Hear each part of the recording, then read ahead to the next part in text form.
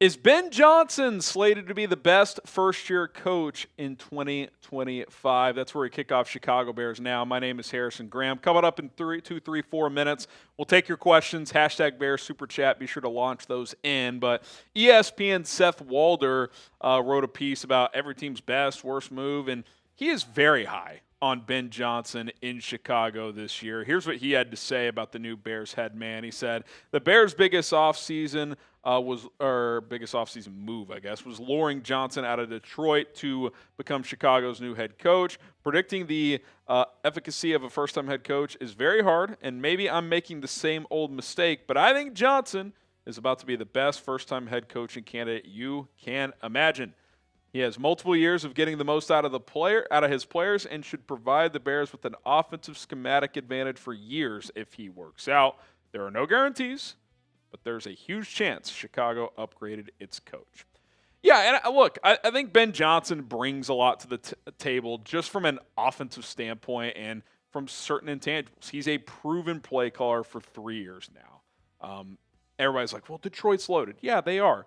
Well, when he first took over, we didn't view Detroit's roster as loaded. We thought it was good. We thought it was talented. We didn't view it as this could be the best offense in the league, and that's what it became. He's also a big part of the Lions' turnaround, not just from his X's and O's ability, but like he got there, or he was still there with Matt Patricia when it was in the gutter. Dan Campbell kept him on staff, and he was a big part of turning it around, turning one of the worst franchises, forget in the NFL, in sports, into an NFC contender very quickly. I think that matters. The Bears are trying to do the same. He elevated Jared Goff to new heights. Jared Goff's been a good NFL quarterback for a long time. He was very good under Sean McVay. It started to slip. But even his peak Rams days, Goff has elevated beyond that under Ben Johnson. I think Goff deserves a lot of credit for that, but I think Ben Johnson helped him out tremendously. I think he's a combination of new school and old school. Like, he's a big believer in analytics and going for it on fourth down and being aggressive. But if you listen to players and assistant coaches talk about him through OTAs and minicamp, like, he's on their ass. And he hired some hard asses too, like Eric Bieniemy, Antoine Randall and company. So I think he's got a good combination of that, both individually but also with this coaching staff. And he's got a variety of experiences. He's seen the lows of the NFL. He was with Miami. Things fell off. He got fired, had to restart as a quality control coach in Detroit. It was a mess under Matt Patricia. And then he was a big part of a rebuild, got a chance to be the OC, created his own offense, by the way, didn't inherit an offense, his own offense, and it's become the best in the league over the last couple of years. So, look, I think there's a lot of reason for excitement. Anytime a coordinator becomes a head coach, there's always an element of unknown, especially if it's his first time doing it. But I will say this. If he is somehow worse than Matt Eberflus, then just burn the franchise to the ground because it's cursed. There's no way Ben Johnson will be worse than Matt Eberflus. Doesn't mean he's going to be awesome, but I think it's a notable upgrade. At worst, it's a minor upgrade. Like, there's just no way it could be worse. And like I said, if it somehow is, then let's just call it, because it's just never going to work out in Chicago if he's somehow worse than Matt Eberflus. How confident, or are you confident in Ben Johnson? Type Y for yes, type in for no. Let us know in the comment section below. Are you confident in the new Bears head coach? All right, hashtag Bear Super Chat. It is mailbag time here. DC Viper says, with the Bucs missing Tristan Wirfs for the first few weeks of the season, do you think the Bears will get calls for Braxton Jones? I like this question, DC. I think it's possible. I think the Bucs will have to figure out, okay, how long is Wirfs out?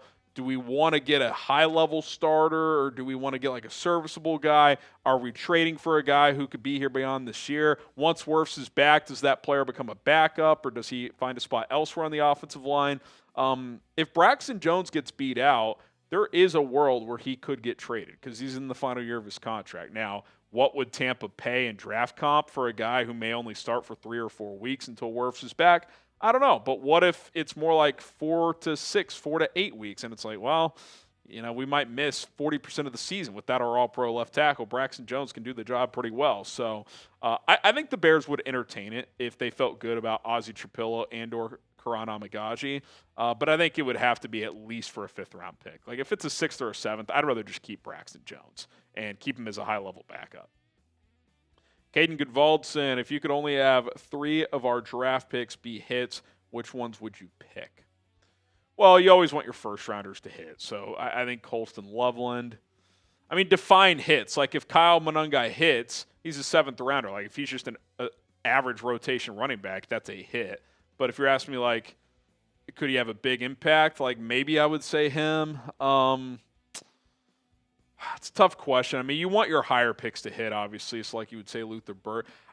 Ozzie Trapillo might be number one, honestly, because like left tackle is so valuable. Offensive line is so valuable. So like if that's a hit, if he's good, if he's an upgrade over Braxton Jones, like you might have your left tackle for a while, and at worst, you have a cheap option on his rookie contract for pretty good production if he hits. So I'd go Ozzie 1, Colston 2, and then I would debate Luther Burdt or Shamar Turner 3. Because if Turner's kind of this versatile, explosive defensive lineman that can generate pressure, that's something the Bears have been lacking as well. Get yourself a Bear short sleeve hoodie for 40% off, guys. This deal is unbelievable. It's insane. It was $55. Now it's $33. That's an unbelievable discount for a high-quality athletic short sleeve hoodie. Who doesn't want to rock that? I know I do. Mine's coming in the mail very soon. Chatsports.com/Bears hoodie. Shop while you can. Get that discount. Robert, what are a couple edges the Bears could trade for at the deadline besides Trey?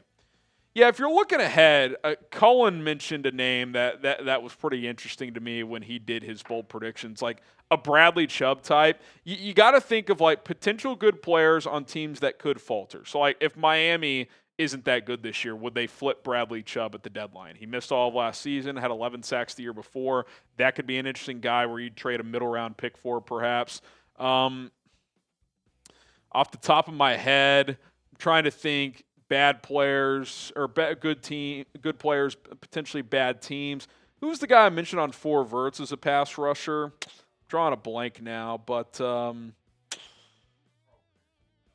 yeah, Colin mentioned Carl Granderson. Let me pull up real quick this list I had because I had another pass rusher that I thought, Kayvon Thibodeau. If the Giants are bad, and they could be, but Abdul Carter's ascending, they have Brian Burns, they have Dexter Lawrence on the inside, would they just pivot off Thibodeau? I think that's an interesting name to monitor. They exercise his 5th-year option, which would indicate they want to keep him, but things can change quickly. That could be a player they could pivot off of. Stefan, you think the Saints might be selling players at the deadline and a Kamara trade could be possible? It could be possible. Now, he extended there knowing that they're probably not going to be very good, so I think he views himself as probably a lifer in New Orleans, but unless he has a no-trade clause I'm unaware of, they could trade him if they want to. If they're having a terrible season, they should trade him. Like, he's an aging running back. He'd be fun. I don't know that he complements Swift, really. Like, they do a lot of similar things. Kamara's just better at it. Don't get me wrong. If you could upgrade from Swift to Alvin Kamara without breaking the bank, like, I'd be open to doing it. Like, if you told me, hey, you can get Alvin Kamara for a 5th-round pick or something, like, yeah, like, sign me up. I'm in. But, yeah, we'll have to wait and see on that one. Sometimes these teams, these players, they want to stick it out because they're loyal to each other. So you just never know. It's new first-year head coach Kellen Moore. Maybe he'd be advocating to, get some draft capital. You never know. Subscribe to the channel. We do these mailbags live every Monday and Thursday, and we got coverage all year long. Preseason going to be here soon. Training camp obviously just around the corner. So Bears football is almost back, and I'm excited about it, and I hope you join us for the ride. Hit that subscribe button. All right, Kiddis, on a scale from 1 to 10, how concerned are you with the depth of the O-line? The depth. I will go 5.7. I'm mildly concerned. I'm not crazy concerned. Why? Because how many teams really have great depth? There's an offensive line shortage. I think the Bears at tackle actually have decent depth, right? Darnell Wright is a good starter. Braxton Jones, if he doesn't start, is he the best backup tackle in the league? He's an above average starter. Like, he's an average to above average starter. So, like, if he's a backup, that's great. I feel good enough about Ozzie Trapillo where if he's at least I think he'll be at least a decent backup. Chrono Magaji's a little bit more of a wild card, but I think he could kick inside and have some success at guard if it doesn't work out at tackle. So I actually think they have some decent tackle depth. The interior backups are a concern. The starters are obviously, especially left guard and center, should be very good. I think Jonah Jackson's going to bounce back. Ryan Bates is a nagging shoulder problem. I'm not confident there. Doug Kramer's kind of center only. Luke Newman they took in the 6th round. Is he going to do something? Bill Murray flashed in limited snaps last year, but then he got hurt. So, that's why if Amagaji is the 3rd guy with Braxton and Trapillo, I would be intrigued to see him get some looks at guard in the preseason, because if he looks good there, he might be your top interior guy. All right, Jaden, do you think the Bears sweep the Packers this season? Producer Cullen does. I don't know if I would predict that today. I do feel confident they'd at least split. I think the teams are close enough. I mean, we saw last year they played them well both times, should have beat them both times. I don't think there's a huge gap in talent on the team, and I think in some areas the Bears actually have more raw talent, but the Packers are just a more consistent organization. But Ben Johnson and company here now, does that change? Certainly could.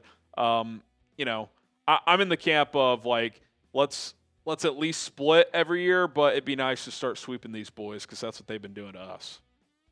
Appreciate this super chat. Colton, he says, Bears record absolute ceiling and floor. I'll give a ceiling and floor where I'm not saying, oh, it's because he got injured. I guess the floor I would say is 6-11. I think just coaching staff alone, you're improving by at least a game from last year. I'd say ceiling. Is it crazy to say 12 or 13 wins? Now that you say absolute ceiling, 6-13. I think the Bears are a high variance team. I think they could win the NFC North. I think they could be last in the NFC North. So, it's kind of boring to say, but the middle's probably more likely. They're probably in that 9-10 win range. Or maybe 8-10 win range. That would be my guess. But I think floor is 5-6 wins. Ceiling is 12-13. And they'll probably, if you get to 10, you're probably a playoff team. So I think they're one of the more higher variance teams in the league. Schedule on paper is tough. If they had an easier schedule on paper, I would raise the floor to probably 7. But they're going to be in a lot of one-score games, I would guess. And they got to find a way to win those. All right, appreciate all the questions, the super chats. You guys are awesome. If you have more questions, find me on social media at HGramNFL on Twitter and on Instagram. It is at HGramNFL both on Twitter and on Instagram. Slide into those DMs.